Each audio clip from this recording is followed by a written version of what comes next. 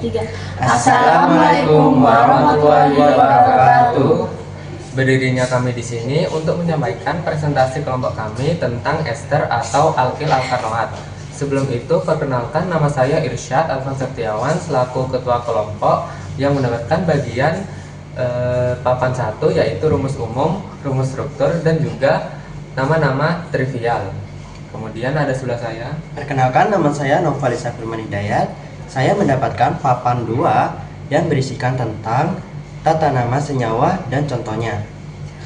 Perkenalkan, nama saya Aisyah Nur Fajrid. Saya mendapat bagian papan ketiga, yaitu tentang sifat fisik dan sifat kimia tentang alkil alkanoat atau ester.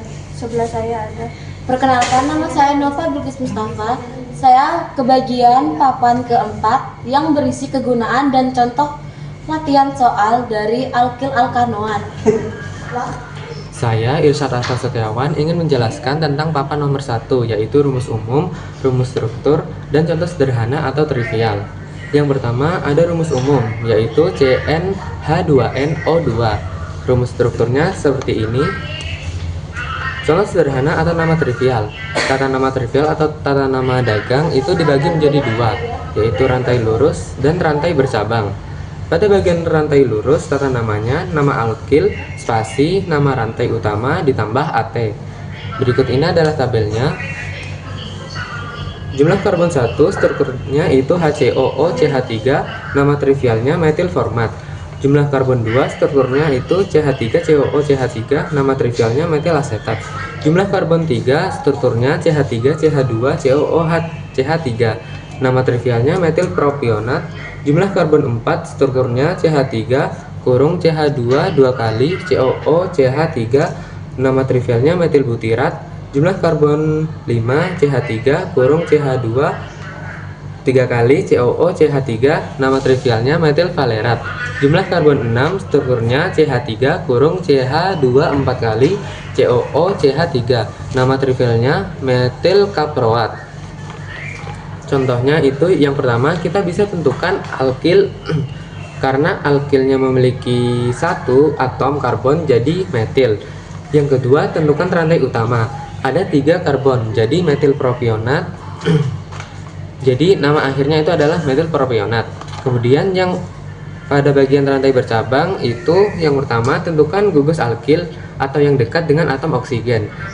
Terdapat 2 atom karbon, itu jadinya etil. Kemudian nomor 2, tentukan rantai utama. Ada 5 atom karbon, jadinya etil valerat. Kemudian yang ketiga, penomoran rantai utama menggunakan angka Yunani.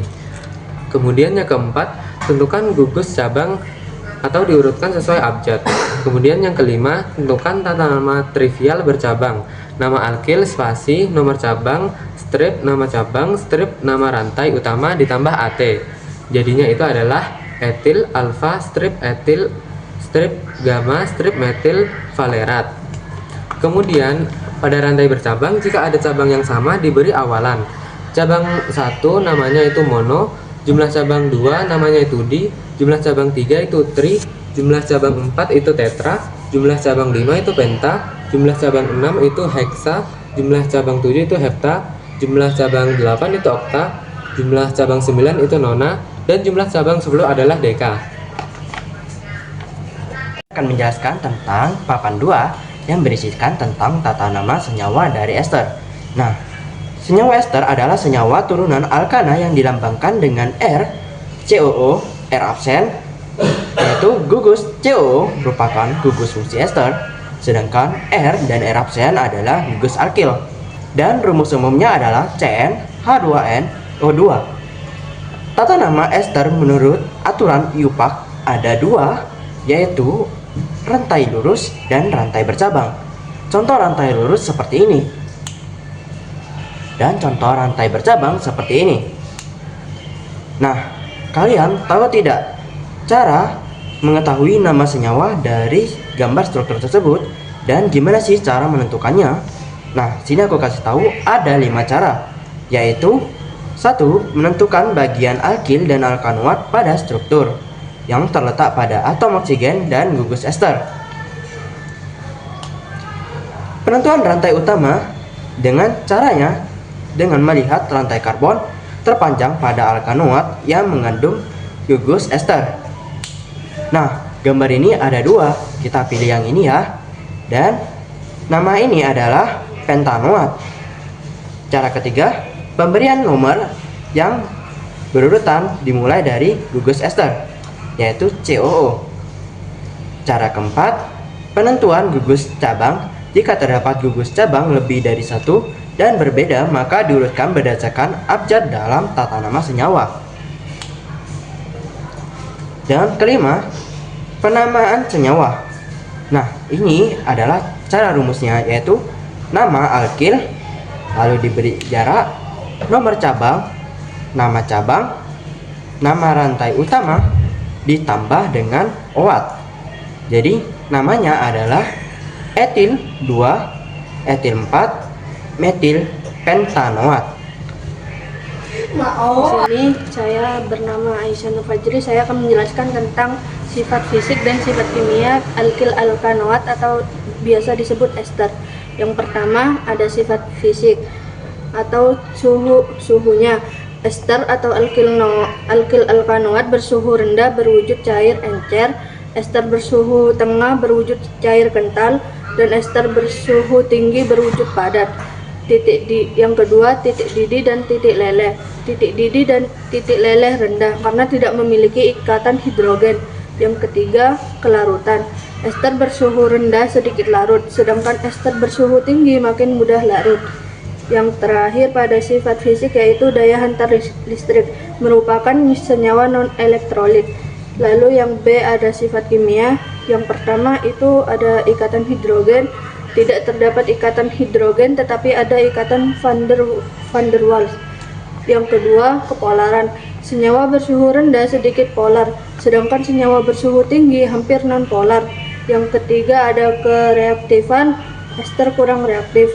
Yang terakhir pada uji sifat kimia yaitu uji identifikasi. Menggunakan indikator asam basa akan menunjukkan sifat netral. Lalu contoh fisik pada ester atau alkil alkanoat. Yang pertama, biasanya bau wangi mirip bau buah. Yang kedua, kebanyakan cair dan bening atau ester pada umumnya. Yang ketiga, tidak larut dalam air atau larutnya sedikit tapi larut dalam alkohol atau pelarut organik. Yang keempat, titik didih ester lebih rendah dibandingkan dengan asam karboksilat atau alkohol yang massa molekulnya mirip. Yang terakhir ada ester atau alkil alkanoat terasa agak berminyak atau licin terkena kulit. Yang terakhir ada contoh sifat kimia ester atau alkil alkanoat. Yang pertama, ester bisa dipecah lagi jadi alkohol dan asam jika direaksikan dengan air atau reaksi hidrolisit. Yang kedua, kalau direaksikan dengan basa kuat atau NaOH atau KOH, ester akan berubah menjadi sabun dan alkohol atau reaksi penyabunan. Yang ketiga, ester bisa terbakar karena termasuk senyawa organik. Yang keempat, ester bisa dibuat dari reaksi asam karboksilat dan alkohol dengan bantuan asam atau reaksi esterifikasi. Yang kelima, dalam kondisi tertentu ester bisa bereaksi dengan alkohol lain dengan membentuk ester baru atau transesterifikasi. Yang terakhir, ester dapat mengalami reaksi pembakaran yang menghasilkan CO2 dan H2O.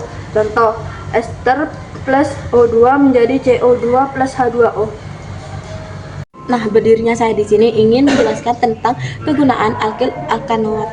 Nah, di sini ada beberapa kegunaan alkil alkanoat dalam kehidupan sehari-hari. Di antaranya, industri makanan dan minuman, seperti essence atau perisai, yaitu ester merantai pendek sering beraroma harum, seperti yang pertama ada etil asetat yang beraroma buah-buahan, yang kedua metil asetat yang beraroma pisang, yang ketiga metil butirat yang beraroma apel, dan yang terakhir ada etil butirat yang beraroma nanas.